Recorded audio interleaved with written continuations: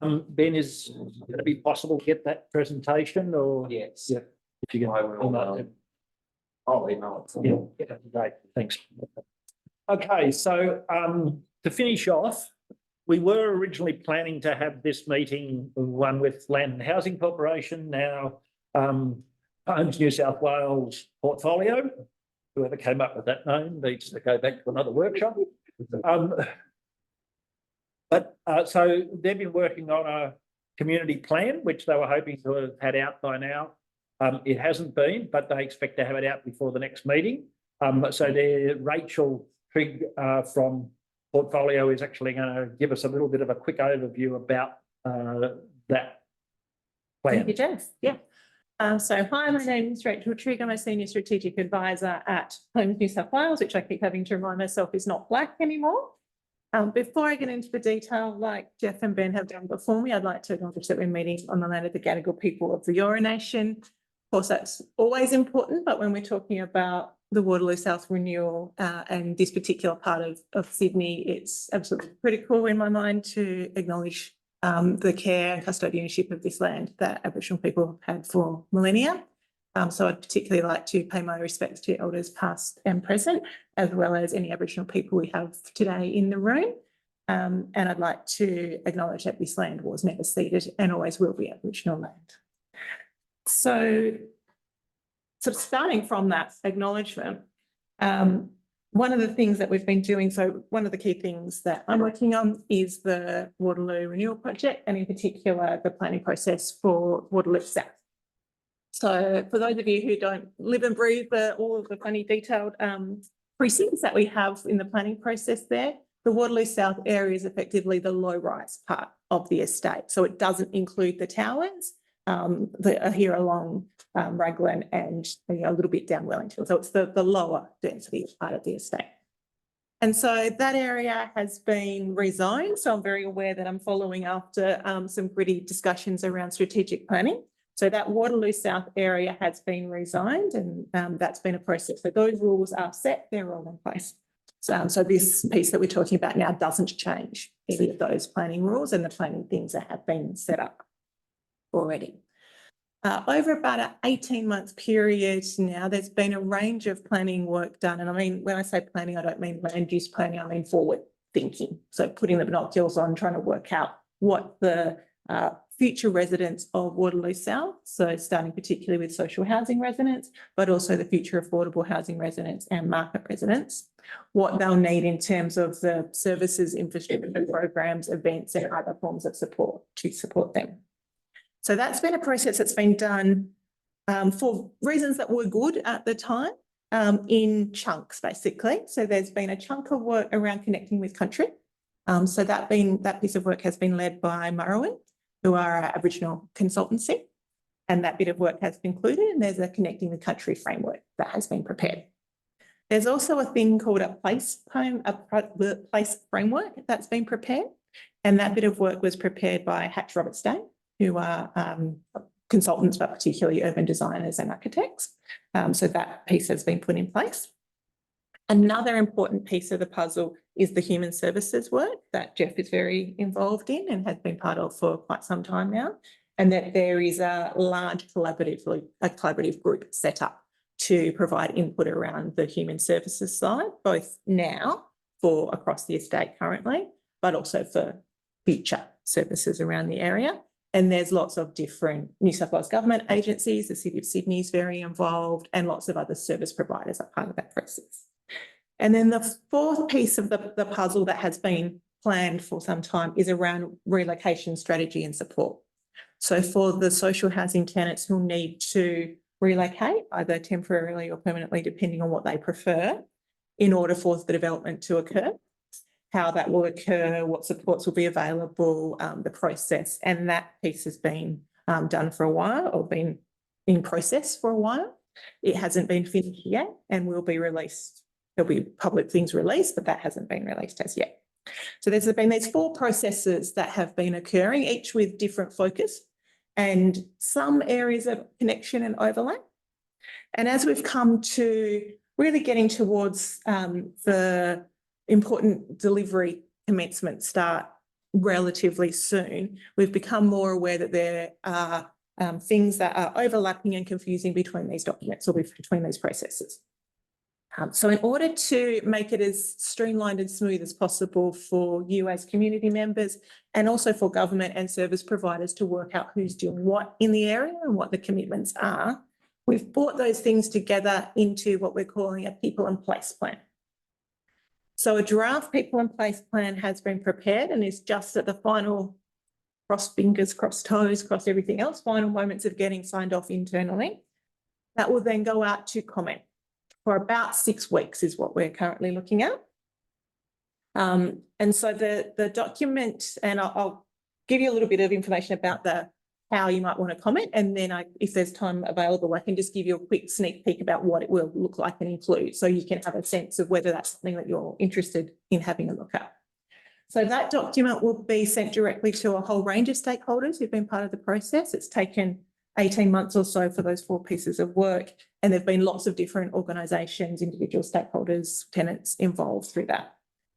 The plan will be sent to Jeff or to REDWatch as part of that process. REDWatch have definitely been very involved in that, and it's open to be sent to everyone. So my gut feel and my suggestion would be that Jeff, through his process, would send it out to everyone within the organisation who wants to have a look. In addition, if you would like to be sent it directly, if you want to email to you directly, you can see Carrie or I this evening. We can write your contact details down, or through the Waterloo Connect at homes.nsw.gov.au. If you just let us know you'd like to be sent it directly, we can also send it to you direct. It will be available in hard copy if you're a hard copy person. If you want to come down and see us at the Waterloo Connect offices, on the corner of on the corner of Wellington, near where the Oz Harvest markets are there. We open at the moment Tuesdays and Wednesdays. So if you want to come down and have a look at it in person in hard copy then you're very welcome to. We like having a chat down there. And Carrie and others will be talking about it at various community forums like the working group and others. So there'll be a range of different ways that it is distributed. It'll be open for about 6 weeks. It's at the end of a long process of engagement. So at this point in time, we will expect most of the comments will be in written form.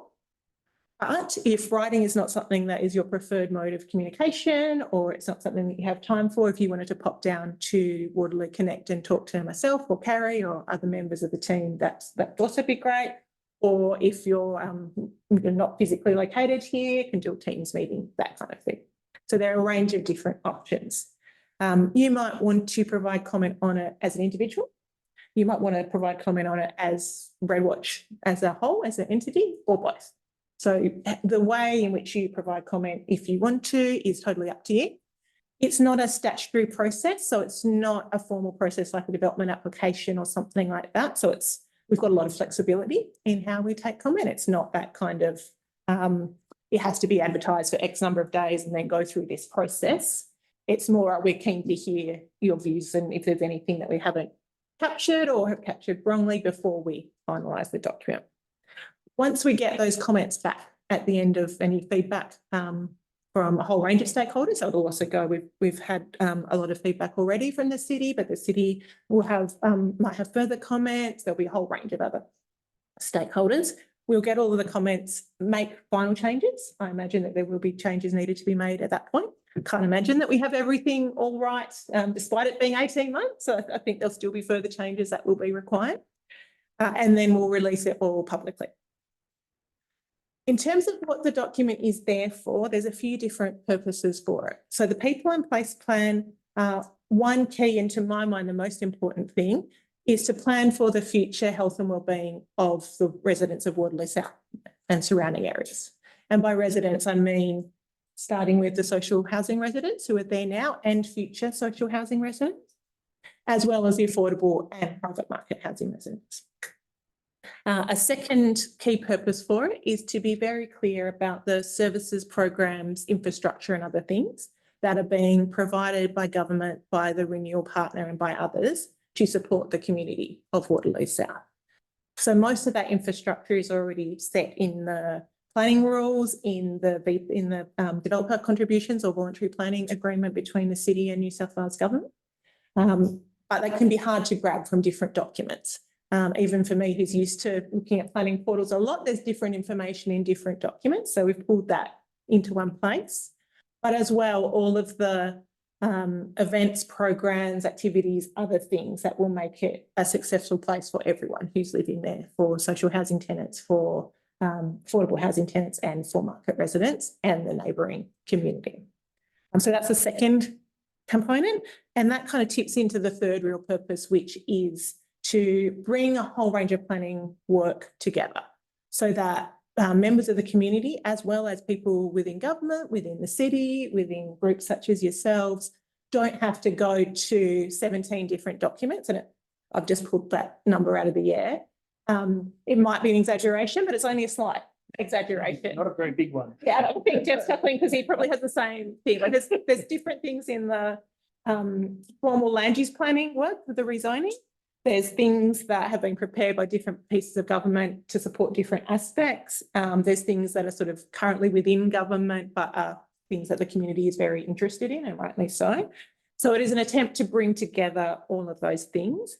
And it is also an attempt to bring together the physical aspects of the place, along with the services, the events, the other things that aren't physical in nature, but that will be critical to get a good outcome. So it's not intended to be a statutory document, as I said, but it's intended to sit alongside and to help create a little bit more clarity.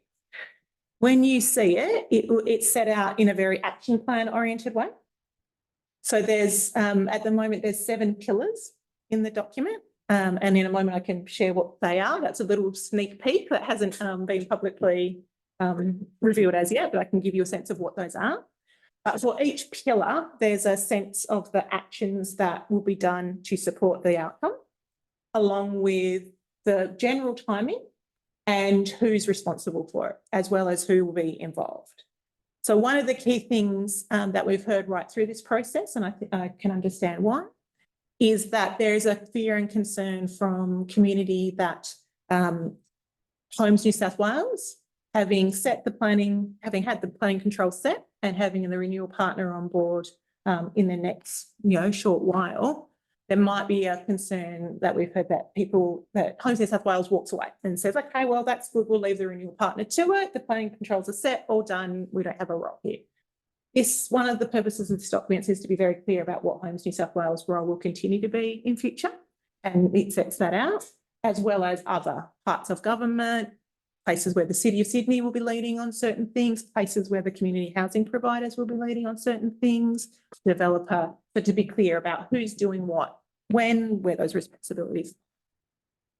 So then in terms of those 7 areas that I spoke of that we're currently calling the pillars, this just gives you a sense of the type of things that the document will cover or does cover. And Carrie can pick me up if I miss any of these. It's a little memory test for me. So the first one relates to partnerships and collaboration. And you think, oh, okay, why are we starting there? But it's really around governments and engagement, because the working together component of everything that follows will be really critical to the success of the plan and, frankly, the success of the Waterloo Renewal Project as a whole. So that's a shorter section, but to my mind, a really critical one. The next one relates to working with and supporting social housing tenants. So as you can imagine, that's a pretty long one. The next one relates to working with the Aboriginal community.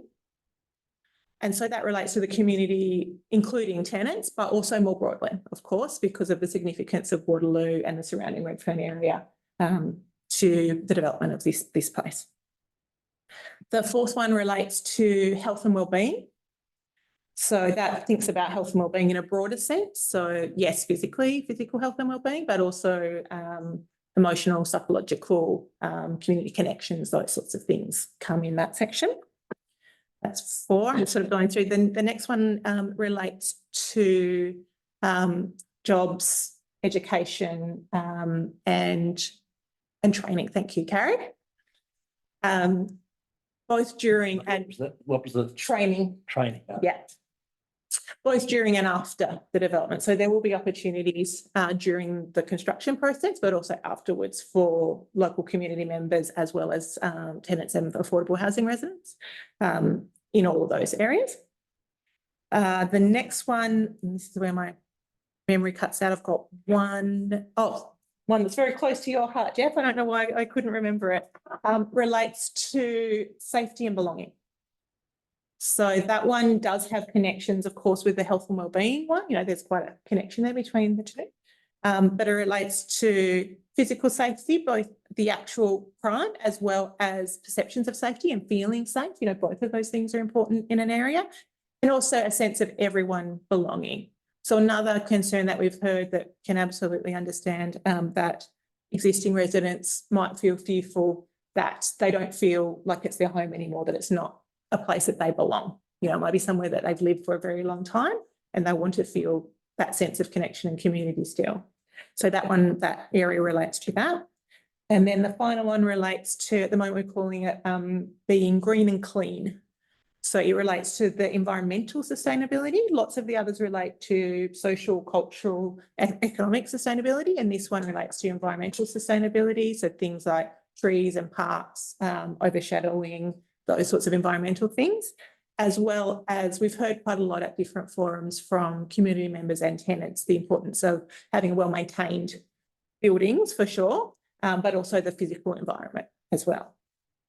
So that's the kind of scope of the People in Place plan. As I said, it will be in draft form. So we're encouraging comments. If writing's not your thing, I do encourage you to come along to Waterloo Connect, or we can work out a way that that suits you to provide feedback. As I said, we'll be providing it direct to Jeff to distribute to REDWatch members, but also if you would like to receive it directly, Carrie or I can take the details now, or you can email us at the Waterloo Connect office and we'll make sure that that gets carried through.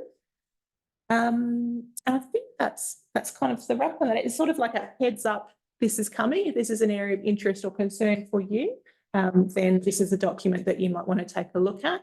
And it might, we're happy for you to give us anything from a very short thing about you like this or don't like that, about a particular thing, or go through the 75 actions overall. So if you wanted to comment on all of them, you're very welcome to. Up to you about how you do that, in what depth. Pardon? If they can be REDWatch presentation. So because it's so detailed, we're not planning to do that at the moment. And because it's the end of a process, we're leaving it to others to suggest how they would like to provide feedback. So at the moment, that's not part of the plan, partly too because if we were going to go through 75 actions, I suspect it would take about a day. From previous discussions, we've done it in half a day and it was very, very tight with a whole range of stakeholders. It's very comprehensive. A couple of questions for it. Any other languages other than English you're going to? Yeah, that's a good question. You're going to cater for that with more than just say the simplified Chinese and Russian. Well, just a few other things like the digital divide and also the literacy divide. I appreciate that you said that it doesn't necessarily have to be in writing on that. Are you giving people the choice that there's two parts to this one that they can, that what they're going to put to you is going to be good and put through, but on the other thing that they don't necessarily want that recorded, that they want to be anonymous or they just don't want to give. Yeah. So how are you, is that part of the process? So two sets of questions there. The first one about the translations is a very good question. We'll have the final document translated. At the moment, we don't have in place processes, and Karen and I just looking at each other going, how will we address that? So that's something we'll have to take a look at, particularly because we haven't always been clear about these four things coming together. So it's a good point and we'll have to take a look at that. So Carrie and I we can get back to you with an answer on that. On the second part about how people, if they choose to give verbal feedback, how they'll know, firstly, that it's accurate and part of, you know, being incorporated as part of the process. And secondly, if they don't want to do it, I think that would be part of the discussion with that person. So let's say they said, look, I'd like to provide some feedback, but I don't want my name and details associated with it. That would be absolutely fine. You know, we can provide that comment and not put names to it. Or we could get someone, a third party, like someone here in this building, to support around that. So as with any kind of feedback process, we take feedback that's anonymous. That's absolutely fine. Not everyone wants to give their details, and sometimes for really good reason. In terms of then how people will know if their feedback is coming, if someone's given it verbally, we will need to, as part of the final plan, be clear about these are the types of things we heard in preparing this document, and here's what we've done about those things. So there'd be that mechanism that wouldn't directly answer the, well, was my bit of feedback included? We'll do things like we received X number of comments and they're from these type of people. And if, you know, if, for example, I'm sitting down with someone, it's a notepad, they can see what I'm writing. If they want a copy of that, I can photocopy it and give it to them, or colleagues can give it to them, whatever suits that person in that process. So I think it would be kind of through negotiation and discussion with that person about what works for them and how they would prefer to have that happen. Okay. So REDWatch Cohort Group will think about how we facilitate process of getting people sort of input on this. I guess there's two issues that spring immediately to mind. One of the problems that we had when the Department of Planning was doing stuff in the area was that people, when the response to submissions document came out, people couldn't recognise what they'd said in there. The Department of Planning really lifted their game when they did the Explorer Street exhibition, and there was a document that actually did put down what they'd actually heard, and people could see that.